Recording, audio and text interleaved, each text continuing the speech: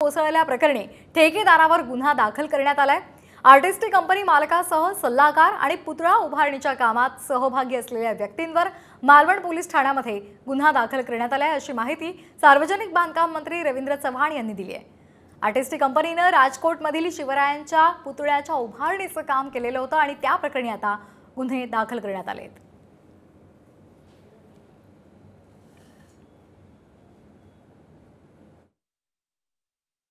झालेली घटना अत्यंत वेदनादायक आहे। लवकरात लवकर जसा इथे पुतळा होता त्याच पद्धतीचा एक चांगला पुतळा कसा लवकरात लवकर उभा राहील तो आपण पहा। मी शासन म्हणून आपल्याला आश्वासित करतो, लवकरात लवकर या सगळ्या प्रक्रिया मुख्यमंत्री उपमुख्यमंत्री यांच्या नेतृत्वामध्ये आम्ही लवकरात लवकर आणि नेव्हीचे अधिकारी यांच्याशी सगळ्यांशी चर्चा करून लवकरात लवकर सुरू करू। आणि या संदर्भात एक महत्त्वाची बातमी, राजकोट किल्ल्यावर झालेल्या पुतळा दुर्घटनेची सत्ताधारी आणि विरोधी पक्षाच्या नेत्यांनी पाहणी केली आहे। यावेळी विरोधकांनी सरकारला धारेवर धरलंय। ही मोदी, फडणवीस, शिंदे आणि अजित पवार यांची जबाबदारी असल्याचं राऊतांनी म्हटलेलं आहे।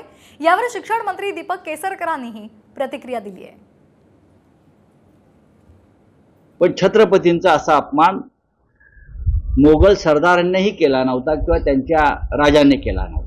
याला सर्वस्वी जबाबदार पंतप्रधान नरेंद्र मोदी, देवेंद्र फडणवीस, एकनाथ शिंदे आणि अजित पवार आहेत। एक लक्षात घ्या, मी फार काळजीपूर्वक सांगतो, एकनाथ शिंदे आणि त्यांच्या मर्जीतल्या ठेकेदारांना हे काम दिलं नेहमीप्रमाणे। त्यात किती कमिशन मिळालं या लोकांना त्याचा हिशोब यावा लागेल। ठेकेदार, शिल्पकार हे सगळे ठाण्यातले असल्याची माहिती समोर आली आहे। शासनानं स्वतःचं पाप लपवायसाठी माझी विनंती आहे शासनाला, चूक झाली आहे, चूक मान्य करा, नेव्हीवर ढकलू नका। नेव्हीला एक लिगसी आहे, नेव्हीला एक इतिहास आहे। इतक्या वर्ष नौदलाच्या माध्यमातून आपलं संरक्षण देशाचं करण्याचं काम नेव्ही या ठिकाणी करते, त्याला बदनाम करण्याचं काम कृपा करून राज्य शासनानं करू नये अशी आमची अपेक्षा आहे।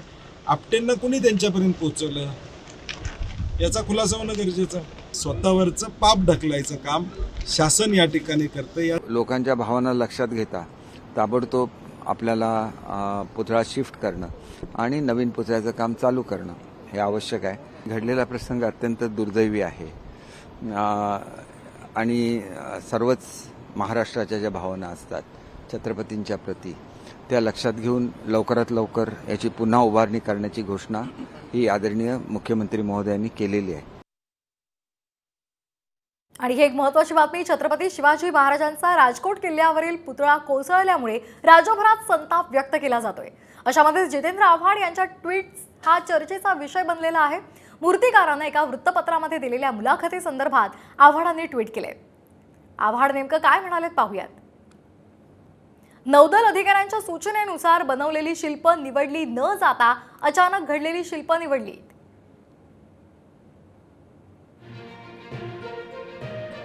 शिवरायांच्या पूर्णाकृती पुतळ्याचे मूर्तिकार जयदीप आपटे यांनी ही कबुली दिली आहे।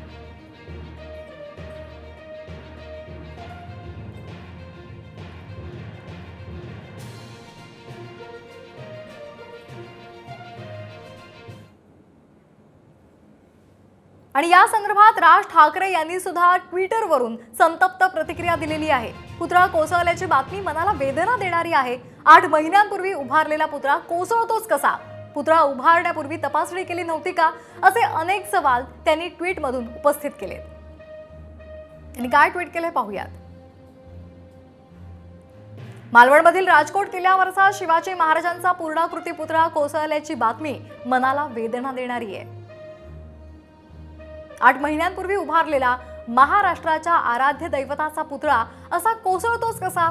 त्याची तपासणी केली नव्हती का? असे सवाल राज ठाकरेंनी उपस्थित केले।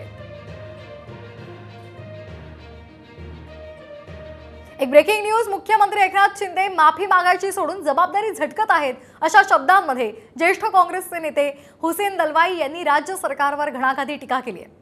शिंदे मालवणमधील पुतळा कोसळल्याचं प्रकरण नौदलावर ढकलत आहेत असा आरोपही त्यांनी केला आहे। तुम्ही या पद्धतीने ते झटकून टाकणं हे बरोबर नाही. त्यांनी सिरियसली या संबंधामध्ये माफी मागायला पाहिजे होती. नौदलाने केलं की कुणी केलं हा मुद्दा नाही, महाराष्ट्रात केलं होतं ना, तुमची जबाबदारी नाही का? जबाबदारी टाळण्यासाठी हे सगळं चाललेलं आहे आणि नौदलाने जर केलं तर याची जबाबदारी प्रधानमंत्र्यांवर टाकली पाहिजे. त्यांना राजीनामा द्यायला सांगतात का मुख्यमंत्री? मग मुख्यमंत्र्यांनी स्पष्ट या संबंधामध्ये भूमिका घ्यावी.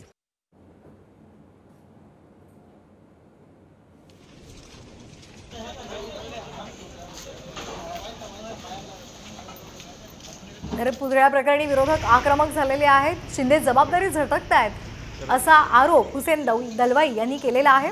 त्याचबरोबर इतर सुद्धा विरोधी पक्षातल्या नेत्यांनी सरकारवर आक्रमकपणे टीका केली आहे. मालवणमधील पुतळ्यावरून विरोधक आक्रमक झालेले आहेत. राज ठाकरे यांनी सुद्धा ट्विट करत संतप्तपणे सवाल विचारलेले आहेत.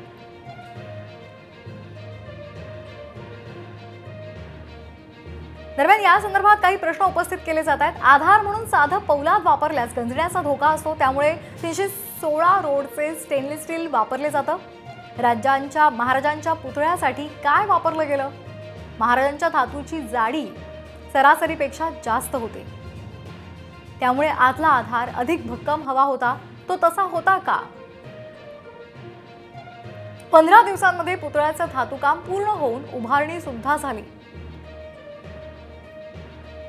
इतका कमी वेळ मिळणं तांत्रिकदृष्ट्या अयोग्य याची कल्पना आयोजकांना होती का?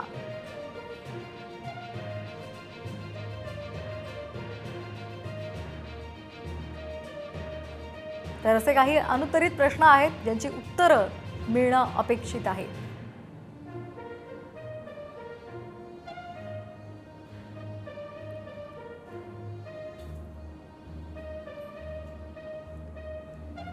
तर आपण पाहतोय मालवणमध्ये छत्रपती शिवाजी महाराजांचा पुतळा कोसळल्या प्रकरणी आता संतप्त जनभावना सुद्धा पाहायला मिळतात आणि त्याचबरोबर विरोधक सुद्धा आक्रमक झालेले आहेत.